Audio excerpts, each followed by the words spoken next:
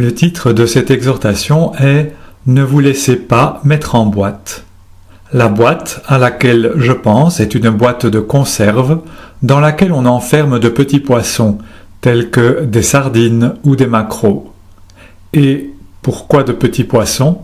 Parce que Jésus utilise lui-même la métaphore de la pêche lorsqu'il parle de faire entrer dans le royaume les nations qui auront été évangélisées par les apôtres. Mon propos n'est pas celui d'un nourrisson dépendant de ses parents ou d'un adolescent en crise d'indépendance, mais celui d'un adulte dans la vie de foi qui, s'il a encore beaucoup de progrès à faire, a néanmoins parcouru pas mal de chemin et acquis ce que certains appellent de la bouteille, autrement dit de l'expérience. Et le conseil que je me permets de vous donner aujourd'hui ne sera certainement pas du goût de tout le monde. Ce conseil, le voici. Faites très attention à ne pas vous laisser mettre en boîte, à ne pas vous laisser conditionner par une entreprise quelle qu'elle soit, à ne pas vous laisser enfermer dans le cadre rigide, étroit et froid d'une boîte en métal, à ne pas vous contenter de l'huile dans laquelle baignent toutes les sardines d'une même conserve, à ne pas vous laisser coller une étiquette nominative par-dessus tout cela. Avant de finir dans la boîte à conserve de la marque la plus connue ou la plus prisée sur le marché, le petit poisson n'appartenait à aucune industrie. Si les pêcheurs qui vous avaient recueillis dans la mer avaient appartenu à un autre réseau d'entreprises que celui qui fabrique les boîtes à conserve dans laquelle vous vous trouvez actuellement, le conditionnement aurait été différent, la qualité de l'huile aurait été différente, l'étiquette aurait été différente, le prix aurait été différent, le réseau de distribution aurait été différent. Tant qu'ils baignent dans la mer, les poissons sont libres comme l'eau et ne portent la marque d'aucune entreprise en particulier, juste le nom de leur espèce. Lorsque, de façon miraculeuse, le Seigneur m'a saisi, je me trouvais par un concours de circonstances assez curieux et sans l'avoir recherché, dans une église de confession catholique romaine, entourée de personnes aux idées plutôt conservatrices. Remarquez au passage le lien phonétique entre conservateur et conserve. À l'époque, je pratiquais le bouddhisme tibétain. Si je n'avais rien en commun avec ces personnes à mon arrivée, j'eus le sentiment d'être encore plus en décalage après ma naissance à la vie d'en haut. Quelqu'un avait lu un passage de l'Évangile, y avait ajouté un commentaire de type théologique et invité les participants à faire une démarche de foi. Dans mon cas particulier, le message de l'Évangile avait percuté mon cœur, et la porte de mon être intérieur s'était ouverte toute grande pour y laisser pénétrer la lumière en la personne du Rédempteur. Cependant que, pour les personnes qui m'entouraient, tout cela semblait se passer au niveau du cerveau, sur le plan intellectuel, sur le plan émotionnel pour quelques-uns, mais visiblement pas au niveau spirituel. Je pleurais, je riais, je soupirais, j'exultais, je jubilais. Bref, je dérangeais le bon ordre que respectaient scrupuleusement toutes ces personnes qui semblaient avoir reçu comme consigne ce fameux « keep calm and carry on », rester tranquille et persister, comme si de rien n'était.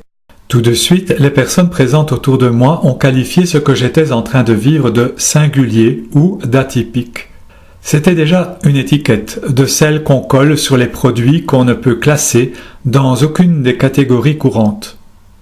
Je me suis aussitôt senti très isolé et je me suis demandé si, sur cette planète, d'autres personnes avaient pu faire une expérience de l'amour inconditionnel de Dieu analogue à la mienne. 6 mois plus tard, le Seigneur me fit rencontrer les membres d'un groupe du renouveau charismatique.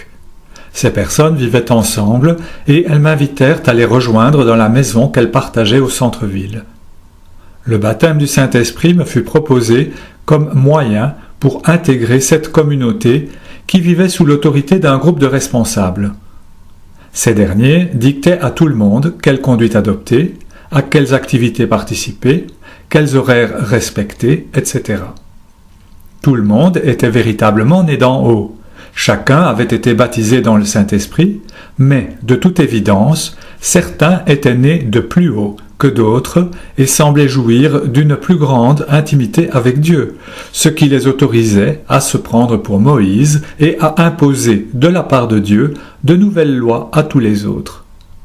Si, dans un premier temps, les doctrines dispensées trouvaient une justification dans la Bible, les choses se gâtèrent du jour où l'un des responsables de la communauté se mit en tête d'imposer des dévotions à la Vierge Marie et, dans le même temps, d'obliger certains jeunes gens à se marier en déant certains délais et à partir d'une liste restrictive, comme cela se pratique dans certaines sectes religieuses. Prenant la fuite, je me retrouvai à nouveau sur une route solitaire. Un an plus tard, je reçus une lettre écrite par un ancien d'une assemblée évangélique libre. Cet individu sortait de nulle part, mais pressentant la main de Dieu dans cet appel, je pris au sérieux son invitation à rejoindre son groupe de chrétiens. Le baptême par immersion totale dans l'eau me fut présenté comme moyen pour intégrer la communauté. Ensuite, il me fut suggéré de changer mon vocabulaire, d'adopter les formules langagières caractéristiques au sein de cette dénomination. On ne disait plus le Christ, mais Christ. On ne parlait plus du Seigneur, mais de l'Éternel. Jusque-là, il m'était arrivé de prier en public, mais c'était tellement spontané que cela ressemblait aux déclarations d'Eddie Merckx. Alors, on commence à habituer. Bien sûr, c'est plus difficile de gagner, mais enfin, je crois que lorsqu'on marche bien... À présent, les formulations de ma foi devaient se conformer à un cadre précis. Je devais m'exprimer de manière plus stéréotypée. C'était très inhibant, mais pas rédhibitoire. En revanche, il était interdit d'être en désaccord sur l'interprétation à donner à certaines doctrines satellites soulevées par les évangiles. Par exemple, toute guérison miraculeuse était systématiquement considérée comme suspecte. Personne ne prophétisait jamais. Il fallait donc, en plus de l'étiquette nominative apposée sur la boîte de conserve, obtenir le label de conformité dispensé par les garants de l'orthodoxie religieuse, tout comme cela se passe avec les produits halal ou kasher. On aimait certes Dieu, mais dans une telle froideur et dans un cadre religieux tellement strict, étouffant, contraignant, que ma vie de foi ne parvenait pas à se développer harmonieusement. Cela évoque en moi le diktat de la beauté qu'on imposait aux femmes chinoises, que l'on forçait au prix de grandes douleurs à contenir leurs petits pieds dans des bandelettes de tissu hyper serrées tout au long de leur croissance. Par la suite, il me fut offert de rencontrer d'autres groupes de chrétiens, appartenant à d'autres dénominations, chacune professant le nom de Jésus, mais chacune attribuant au nom de Jésus plus ou moins de puissance pour guérir ceux qui ont le cœur brisé, pour proclamer aux captifs la délivrance et aux aveugles le recouvrement de la vue, pour renvoyer libres les opprimés, pour publier une année de grâce du Seigneur. Toutes ces églises, tous ces mouvements, toutes ces dénominations avaient certes comme dénominateur commun leur désir de répondre à l'appel de Jésus à être des pêcheurs d'hommes. Mais ils avaient également en commun leur besoin maladif de mettre en boîte les poissons qu'ils avaient pu pêcher. Cela me rappelle curieusement le témoignage de cette sœur africaine qui dénonçait la manière de procéder des missionnaires blancs dans son village. Ils forçaient les gens à renoncer à leurs pratiques ancestrales, à rejeter leurs sorciers, à brûler leurs idoles, leurs amulettes et leurs gris-gris, pour remplacer tout cela par leurs propres rites de passage, par leurs propres sorciers, par leurs propres statues et par leurs propres médailles aux vertus protectrices tout aussi magiques. L'aspect extérieur était différent, les étiquettes n'étaient plus les mêmes, mais sur le fond, les choses avaient-elles réellement changé? Tout comme une prison n'est pas l'autre, une boîte à conserve n'est pas l'autre. Dans l'une, on dispose d'un peu plus de place pour bouger, mais la qualité de l'huile est moins bonne.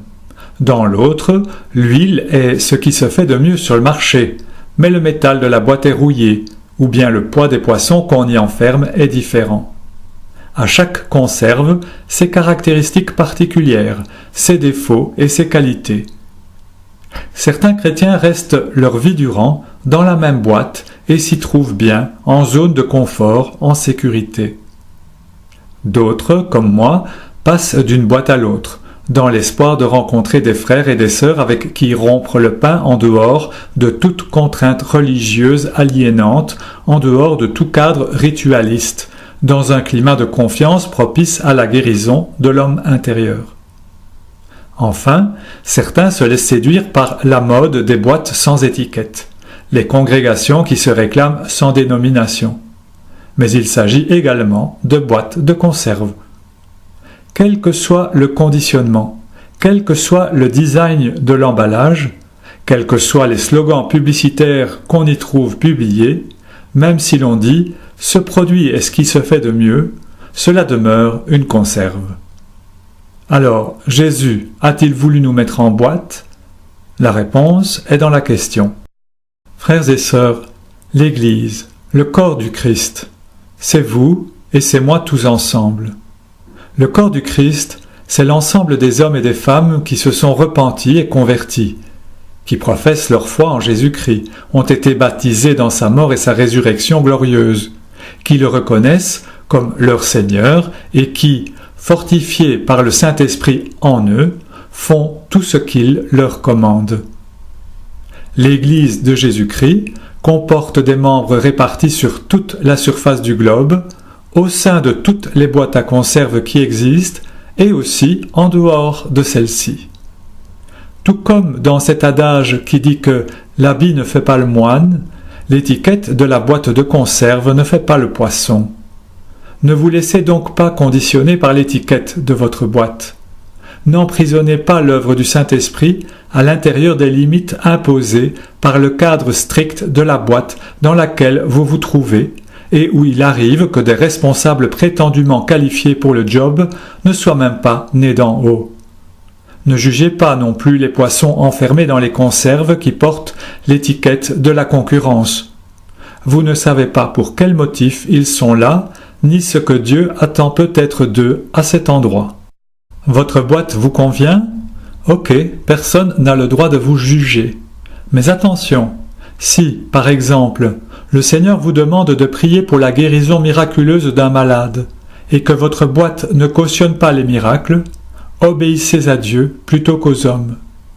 Si, par exemple, l'Esprit Saint vous pousse à lever les bras quand vous priez, ou à vous agenouiller en plein culte, et que cela ne correspond pas au code en vigueur dans votre boîte, obéissez à Dieu plutôt qu'aux hommes.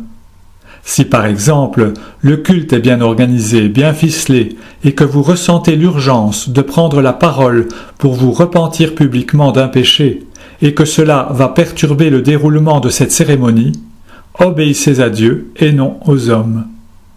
Ne vous laissez intimider par personne. Ne faites pas non plus des choses qui vont à l'encontre de vos convictions intimes si l'on vous y contraint.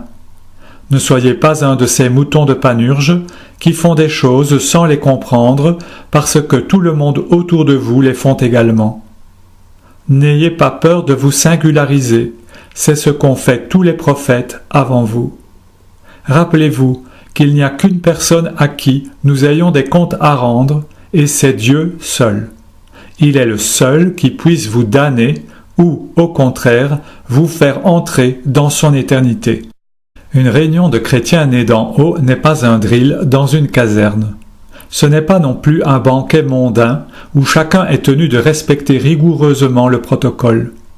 C'est un moment convivial, passé entre frères et sœurs issus d'un même Père, destiné à le célébrer et à le glorifier tous ensemble, destiné à l'entendre parler au milieu des siens, que ceux-ci soient jeunes ou vieux, que ceux-ci soient des nourrissons dans la foi ou des anciens. Cela ne doit pas être un culte, une messe ou une réunion de prière ritualiste. Il n'est donc pas nécessaire de disposer d'un bâtiment spécifique. Dieu demeure en chacun de nous et siège au milieu de la louange de son peuple, que celui-ci soit rassemblé dans une cave, un salon, une clairière, un terrain vague, un train ou un entrepôt. De nombreux chrétiens de l'Église persécutée pourront en témoigner. L'Esprit Saint s'est manifesté de manière puissante le jour de la Pentecôte, dans une salle qui n'avait rien d'un temple ou d'une cathédrale. Il continue de se manifester de la sorte en divers endroits de la planète qui n'ont rien de boîte à conserve. Ce qui intéresse Dieu, ce n'est pas votre boîte, ni l'étiquette collée dessus. Ce qui intéresse Dieu, c'est ce qui se passe dans le cœur des poissons qu'il est allé repêcher. Ce qui intéresse Dieu, c'est ce qui se passe sur le plan relationnel entre les différents poissons qu'il a tirés des eaux de la mer, toutes marques confondues. Je ne parle pas d'écuménisme, ce mouvement qui organise des meetings pour les marques. Ce truc n'est jamais qu'une affaire de boîte de conserve. Non, je parle ici du fait de reconnaître comme un frère issu d'un même père toute personne née d'en haut, sans se soucier le moins du monde des conserves, des marques et des étiquettes. Je parle de l'amour, du service, de l'aide, du soutien que nous pouvons apporter gracieusement à tous ceux avec qui nous sommes en communion, non pas parce que nous appartenons à la même boîte, mais parce que nous appartenons à un seul et même Seigneur. Ce n'est pas pareil. Je vous invite donc à élargir votre horizon et à vous entourer non pas de coreligionnaires, mais de frères en Christ, qu'ils appartiennent ou non à votre dénomination, et à passer au-dessus de toutes ces convictions satellites dont l'enjeu n'est pas absolument vital, bien qu'elles nous différencient quelquefois les uns des autres, même au sein d'une même boîte. Enfin, je vous exhorte à être pleinement vous-même, à vivre dans l'authenticité, non pas en désaccord avec tout ce qui se dit ou se fait dans la boîte à l'intérieur de laquelle vous évoluez, dans le groupe auquel vous appartenez, mais en parfait accord avec la parole de Dieu. Concentrez-vous sur l'essentiel.